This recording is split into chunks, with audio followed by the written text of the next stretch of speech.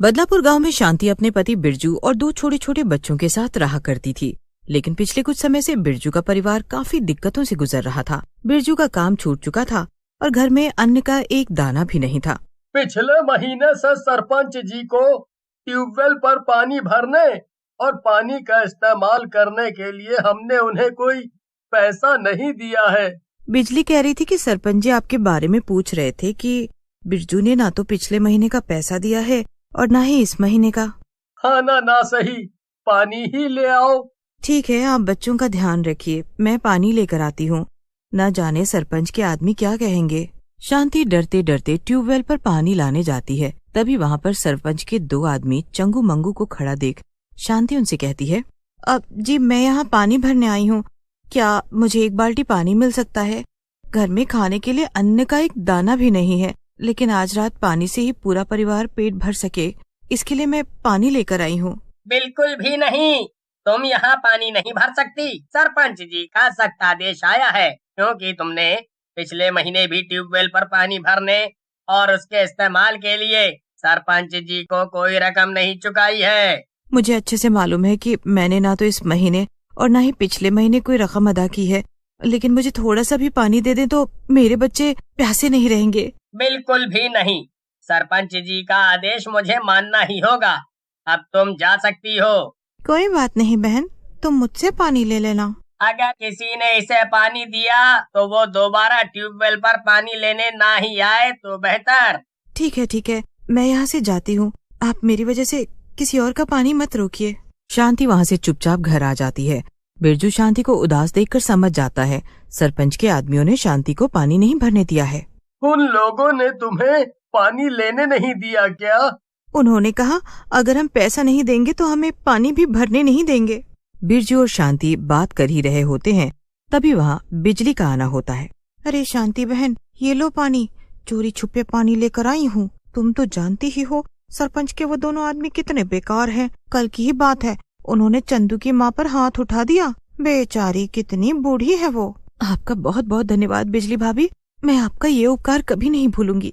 बिजली झटपट पानी देकर वहाँ से निकल जाती है। अब अगले दिन शांति चंदू की माँ फुलवा को चंगू मंगू की हरकतें बता रही होती है। फुलवा काकी, आप तो जानती ही हैं मेरे पति का काम छूट चुका है, घर में अनाज का एक दाना भी नहीं है।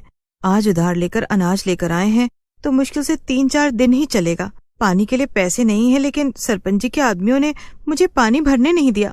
अरे मेरे बेटे ने कहा था कि शाम को वो सरपंच जी को ट्यूबवेल पर पानी भरने के पैसे दे देगा, लेकिन उनके दोनों आदमियों ने मुझ पर हाथ उठा दिया।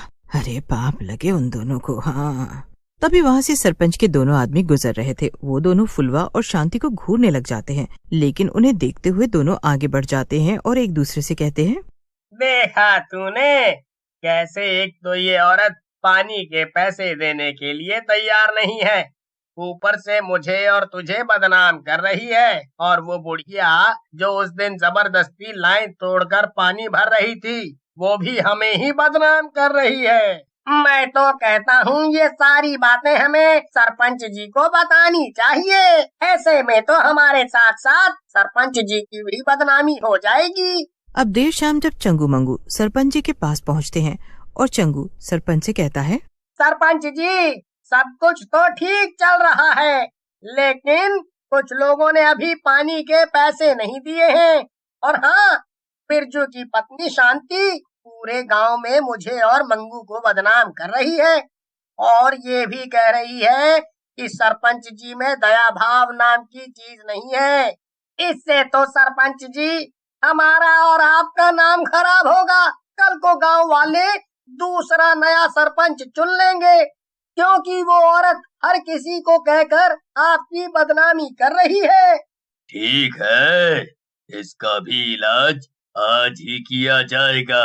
फिर कभी ना तो ये और ना ही इसका परिवार। अब देर रात सरपंच अपने कुछ लोगों को भेजकर बिरजू और बिरजू के परिवार को मरवा देता है। अगले दिन सुबह गांव वालों को जब इस बारे में पता चलता है तो उन्हें बहुत दुख होता है कि भूख और प्यास की वजह से बिरजू का पूरा परिवार इस दुनिया को छोड़कर चल।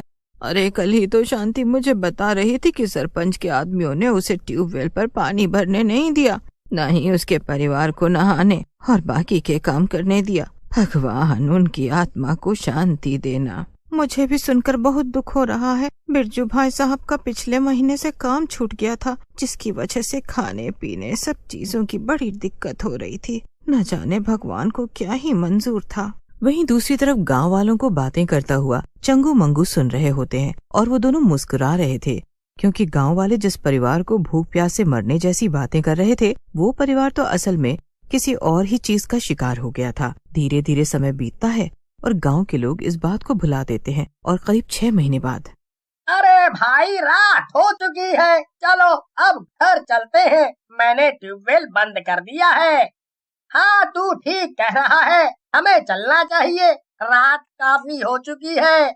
जैसे ही दोनों जाने लगते हैं, अचानक से ट्यूबवेल चलने लगता है। जैसे ही चंगू ट्यूबवेल बंद करने जाता है, तभी एक हाथ ट्यूबवेल की तरफ से निकलता है और चंगू को अपनी तरफ खींच लेता है। अंधेरा काफी होने की वजह से चंगू कीचड़ में गिर पड़ता है और चिल्लाने लगता है।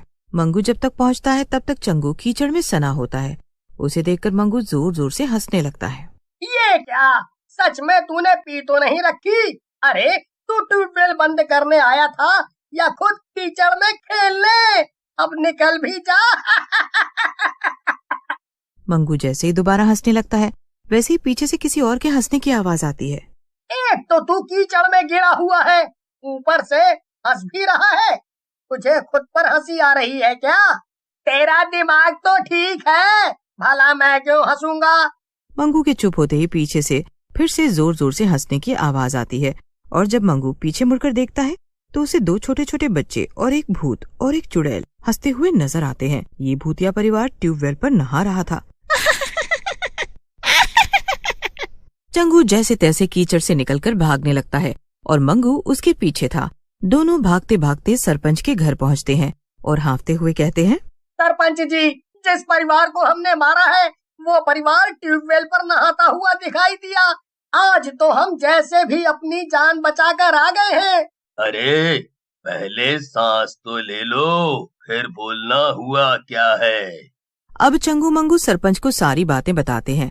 सरपंच उनकी बातें सुनकर जोर जोर से हंसने लगता है और चंगू मंगू को भी एक पल को लगता है कि शायद वो उनका वहम हो सकता है। अगले दिन दोनों ट्यूबवेल पर पहरा दे रहे होते हैं। रात के करीब 12 बज चुके थे। तभी ट्यूबवेल पर अचानक एक बच्चे की आवाज आती है। जब दोनों ट्यूबवेल के पीछे देखने जाते हैं तो उन्हें वही कल की तरह भूतिया परिवार नजर आता है और अब की बार वो भूत और चुड़ैल चंगू मंगू का गला पकड़ के उन्हें ट्यूबवेल के पानी में डुबोकर मार देते हैं। अगले दिन पूरे गांव में दोनों की मौत की खबर आग की तरह फैल जाती है और सरपंच भी उन दोनों की मौत से हैरान था। हो न हो, उनके साथ कुछ बुरी अनहोनी हुई है। कल ये जिस भूतिया परिवार के बारे में बात कर रहे थे, कहीं ये उसका ही तो काम नहीं। अब उसी वक्त सरपंच अपनी पहचान के तांत्रिक बाबा के पास पहुंचता है और तांत्रिक को सारी बातें बताता है। अगले दिन सरपंच गांव वालों को इकट्ठा करता है और गांव वालों से माफी मांगते हुए कहता है, मैंने पिछले कुछ महीना पहले एक बहुत बड़ा पाप किया है। उस पाप का आज मैं आप सभी के सामने पश्चाताप करने आया हूँ। दरअसल बिरजू के परिवार की मौत भूख और प्यास से नहीं बल्कि मेरी वजह से हुई थी। मैंने ही उसके परिवार को मरवा दिया था ताकि वो मेरी बदनामी ना करे। अरे नहीं चाहिए ऐसा सरपंच, जो हम बेकसूरों की जान सिर्फ इसलिए ले ले ताकि उसकी बदनामी ना हो।